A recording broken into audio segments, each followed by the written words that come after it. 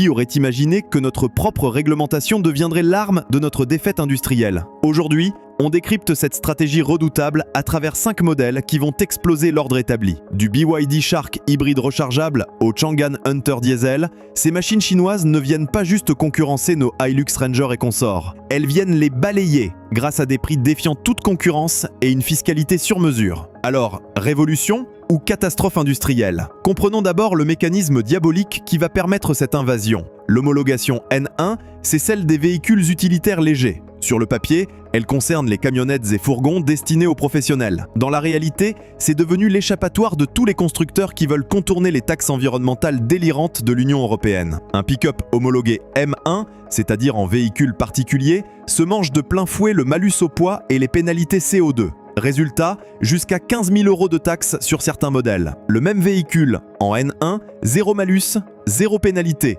Mieux encore, récupération totale de la TVA pour les professionnels et amortissement dégressif qui font fondre l'impôt sur les sociétés. Les constructeurs européens ont bien tenté de jouer avec cette règle. Ford propose son Ranger en version N1, de même que Volkswagen avec la Maroc. Mais leur prix reste élevé, handicapés par des coûts de production européens et des marges confortables héritées de décennies de domination. Les géants de l'Empire du Milieu, eux, débarquent avec une approche radicalement différente. Leurs coûts de production sont écrasés, leurs marges temporairement sacrifiées pour conquérir le marché. Et surtout, ils maîtrisent parfaitement l'art de concevoir un produit pour un cadre réglementaire donné. Là où nos constructeurs adaptent leurs modèles existants, les industriels chinois conçoivent directement pour l'optimisation fiscale européenne. Les marques chinoises arrivent donc sur un marché affaibli, avec des armes réglementaires que nos bureaucrates leur ont involontairement forgées. Et le premier d'entre eux va faire très mal. Le BYD Shark, c'est le symbole parfait de cette nouvelle donne. Un pick-up hybride rechargeable homologué N1 qui cumule tous les avantages fiscaux imaginables. Côté technique, on a affaire à la plateforme DMO pour Dual Mode Off-Road. Comprenez, un système hybride rechargeable spécifiquement conçu pour les terrains difficiles. Le principe est séduisant sur le papier. Un moteur essence 1,5 litre turbo fait office de prolongateur d'autonomie, épaulé par 2 moteurs électriques qui assurent la traction intégrale. La batterie de 29 à 31 kWh promet une centaine de kilomètres d'autonomie électrique, suffisante pour les trajets quotidiens sans consommer une goutte d'essence. Pour les longs parcours ou le remorquage intensif, le thermique prend le relais. 430 chevaux pour moins de 36 000 €. Comment nos constructeurs peuvent-ils rivaliser avec de telles munitions tarifaires? C'est plus que n'importe quel pick-up diesel traditionnel. Le couple électrique instantané offre des sensations de conduite inédites sur ce segment, avec une souplesse et une réactivité que les diesels européens ne peuvent égaler. Sans compter les différentiels bloquables et la boîte multimode, qui promettent de vraies capacités en tout terrain. Mais attention aux effets d'annonce. L'autonomie électrique réelle sera probablement inférieure aux promesses, comme sur tous les véhicules électrifiés. Les tests indépendants rapportés par The Guardian en septembre 2023 montrent des écarts de 5 à 23% entre les annonces constructeurs et la réalité. Sur un véhicule lourd comme un pick-up sollicité en remorquage ou en charge, ces écarts peuvent se creuser davantage. Le vrai génie du Shark, c'est son positionnement tarifaire ultra agressif. Estimé entre 36 et 42 000 € hors taxe, il se positionne au niveau d'un Hilux ou d'un Ranger en finition intermédiaire. Mais avec la classification N1, un professionnel récupère la TVA, soit près de 8 000 € d'économie immédiate. Et côté usage, les premiers kilomètres en électrique réduisent drastiquement les coûts d'exploitation en usage urbain. Reste la grande inconnue, la fiabilité. Un système hybride rechargeable, c'est une complexité électronique et mécanique considérable.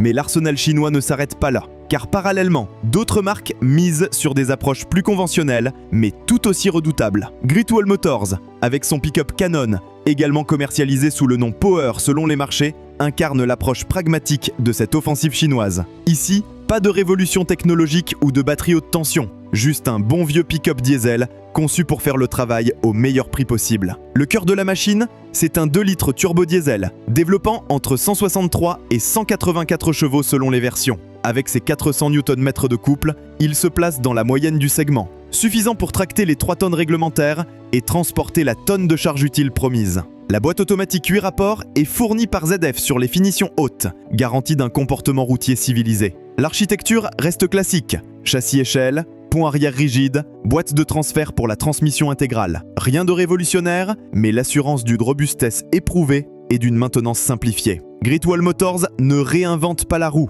Il l'optimise pour un rapport qualité-prix imbattable. Car c'est là que le bas blesse pour la concurrence européenne. Ce GWM Cannon devrait débarquer entre 28 et 35 000 euros hors taxe, soit 15 à 30% moins cher qu'un Hilux ou un Ranger à dotation équivalente. Quand l'écart de prix atteint 30%, que pèsent encore les arguments traditionnels de nos marques ?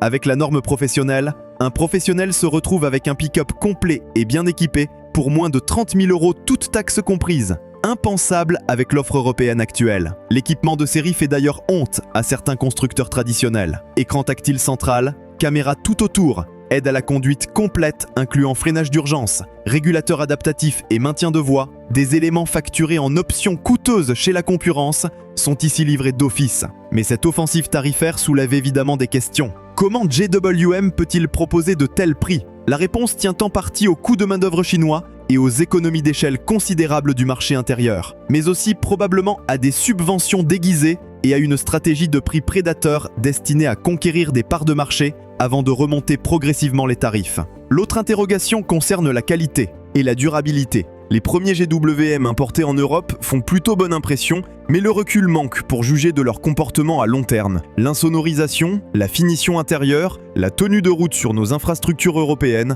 autant d'éléments qui se jugent dans la durée et où l'expérience des constructeurs établis peut encore faire la différence. Reste que sur le papier, l'équation est imparable et GWM n'est pas seul sur ce créneau du diesel abordable. Cette déferlante tarifaire compte d'autres acteurs. JAC, constructeur chinois moins connu que BYD ou Great Wall Motors, tente sa chance avec le T9 surnommé Hunter. L'approche est similaire au GWM Cannon Diesel, tarif démentiel, statut utilitaire, mais avec un positionnement légèrement différent, axé sur les capacités maximales. Le moteur reprend la recette éprouvée du 2 litres turbo-diesel, ici développant environ 125 kW, soit 169 chevaux. Les 380 Nm de couple placent le Hunter dans la moyenne basse du segment, mais suffisant pour les usages professionnels standards. La boîte automatique 8 rapports est là encore signée ZF, preuve que les Chinois n'hésitent pas à s'offrir les meilleurs équipementiers européens pour soigner leur transmission. Où le Hunter se démarque, c'est sur ses capacités d'emport et de remorquage. La charge utile annoncée dépasse la tonne et la capacité de remorquage peut atteindre 3500 kg selon les versions et les marchés. Des chiffres qui placent le petit Jack au niveau des références du segment, voire légèrement au-dessus pour certains usages spécifiques. Cette orientation utilitaire pure se retrouve dans l'équipement. Protection de sous-caisse renforcée, crochet d'arrimage multiples, éclairage de benne LED,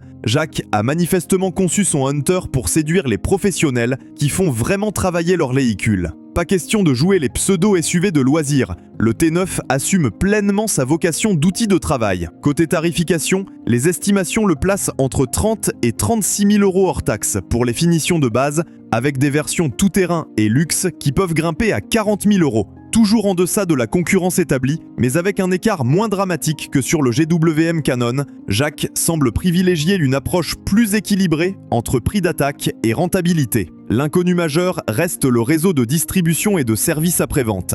Là où BYD et GWM investissent massivement dans leurs réseaux européens, JAC reste plus discret. Or, sur un véhicule professionnel, l'immobilisation pour une panne ou un entretien coûte cher. Les artisans et entrepreneurs qui constituent le cœur de cible de ces pick-up N1 ont besoin d'un service réactif et de pièces disponibles rapidement.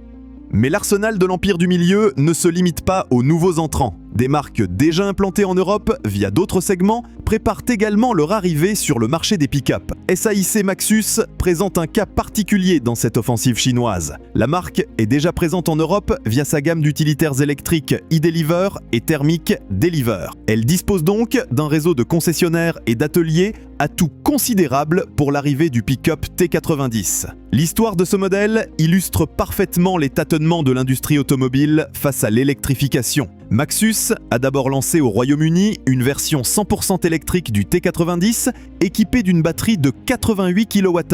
Sur le papier, de quoi rassurer les professionnels soucieux de leur bilan carbone et désireux d'accéder aux zones à faibles émissions qui se multiplient en Europe. Dans la réalité, ce fut un échec cuisant. L'autonomie s'effondrait dès qu'on accrochait une remorque, tombant parfois sous les 100 km en usage intensif. Le temps de recharge, incompatible avec les contraintes professionnelles. Et surtout, un prix prohibitif qui rendait l'équation économique intenable malgré les subventions. Résultat, SAIC fait machine arrière pour le marché continental. Exit la version électrique pure, place aux motorisations thermiques et potentiellement hybrides rechargeables. Le T90 européen de 2026 devrait proposer un diesel 2 litres biturbo, développant entre 160 et 215 chevaux selon les versions. Une puissance conséquente qui le placerait dans le haut du panier face aux versions les plus musclées du Hilux ou de la Maroc. Cette volte-face révèle les limites actuelles de l'électrification sur le segment des véhicules utilitaires lourds. Malgré tous les discours de Bruxelles sur la transition énergétique, la physique et l'économie reprennent leurs droits face aux contraintes du terrain. Un pick-up électrique reste aujourd'hui inadapté aux usages professionnels intensifs, quelle que soit la qualité de sa conception. Reste à définir le positionnement tarifaire exact. Les estimations actuelles placent le T90 entre 32 et 40 000 euros hors taxe.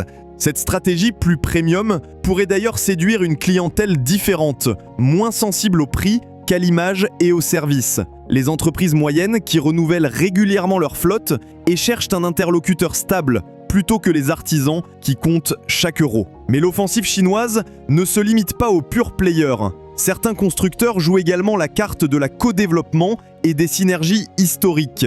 Le Changan Hunter, c'est l'histoire d'un mariage qui a mal tourné. Ce pick-up est en effet l'héritier d'un projet de co-développement entre Changan et PSA, à l'époque où le groupe français cherchait à s'implanter en Chine. Le fruit de cette collaboration, baptisée F70 côté chinois, et Landtrek pour les marchés d'exportation, n'a jamais vu l'Europe, du temps de PSA. Aujourd'hui, Changan revient seul avec ce Hunter qui reprend largement l'architecture du F70. Un diesel 1,9 litre turbo de 150 chevaux environ, des transmissions manuelles ou automatiques, une offre 4 roues motrices, l'ensemble respecte les canons du segment sans révolution particulière. L'intérêt de ce modèle tient moins à ses spécifications techniques qu'à son positionnement tarifaire ultra agressif. Avec une estimation entre 27 et 33 000 euros hors taxe, le Hunter viserait l'entrée de gamme absolue du segment. De quoi séduire les professionnels pour qui le pick-up reste avant tout un outil de travail, sans considération d'image ou de raffinement. Cette stratégie de prix d'attaque s'appuie sur les synergies de développement avec PSA qui ont permis d'amortir une partie des coûts de conception, mais aussi sur l'expérience acquise par Changan sur d'autres marchés émergents où ce type de véhicule se vend massivement. L'industrialisation est rodée, les volumes sont là, reste à adapter la production aux normes européennes, car c'est là que le bas peut blesser. Les normes européennes de sécurité, d'émissions et de qualité sont parmi les plus sévères au monde. Un véhicule conçu pour les marchés émergents ne s'adapte pas toujours facilement aux exigences européennes. Il faudra surveiller de près les résultats au crash test et les premières réactions des organismes de contrôle. L'autre défi pour Changan sera la construction d'un réseau de distribution et de services digne de ce nom.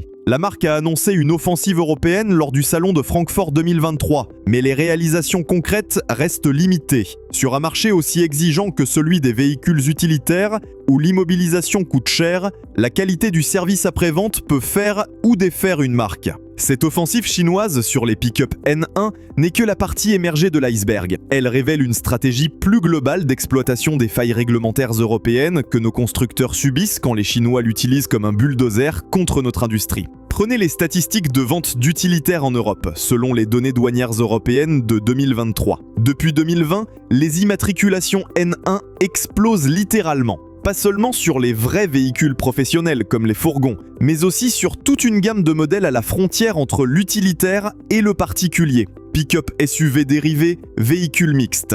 Tous profitent de cette fiscalité avantageuse pour échapper au malus.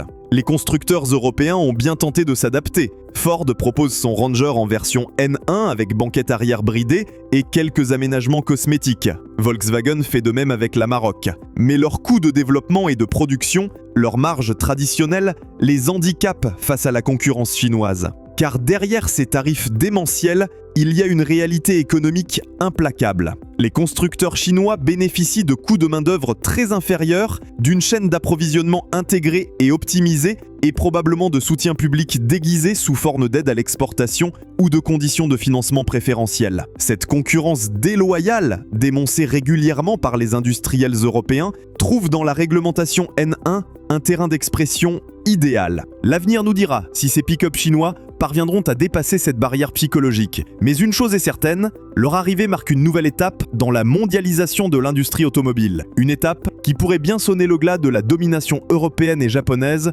sur ce segment spécifique. Reste à espérer que nos constructeurs sauront trouver les ressorts pour réagir à cette offensive. Innovation, qualité, service, autant d'atouts traditionnels qui peuvent encore faire la différence, à condition de les mobiliser rapidement et efficacement. Car dans cette guerre économique qui s'annonce, les Chinois ont pris une longueur d'avance décisive. À nous de voir si nous saurons la combler ou si nous nous contenterons de subir en spectateurs cette nouvelle révolution automobile venue d'Asie.